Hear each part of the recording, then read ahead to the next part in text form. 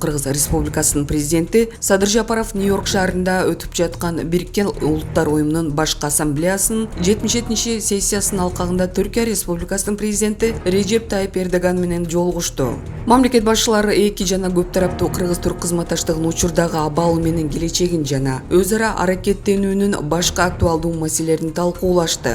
Мындан тышкары, Кыргыз-Тажик мамлекеттик чек арасындагы соңку каргашалуу окуяларга байланыштуу пикир алмашышты. Президент Садыр Жапаров тажик тарап Кыргызстандын чек арасына аскерлерин алдын ала алып чыгып, куралдуу күчтөрдүн жана оор аскердик техникасын колдонуу менен Кыргызстандын аймагындагы чек ара жана жарандык объектилерге, калктуу конуштарга чыккынчылык менен кол салган баса белгиледи. Ошол эле учурда ал күжүрмөн аракеттер Кыргыз аймагында болгонун баса белгиледи. Садыр Жапаров тажик тараптан түзгөн кырдаал карапайым калк арасында аскер кызматкерлеринин арасында орду толгуз жоготууларга алып келгенине, аскердик жана жарандык инфратүзүмгө олуттуу зыян келтиргенине көңүл бурду. Режеп Тайып Эрдоган Садыр Жапаровго адамдар курман болгонуна байланыштуу терең кайгыруу менен көңүл айтып, жабыркагандардын тездирээк сакайып кетишин каалады.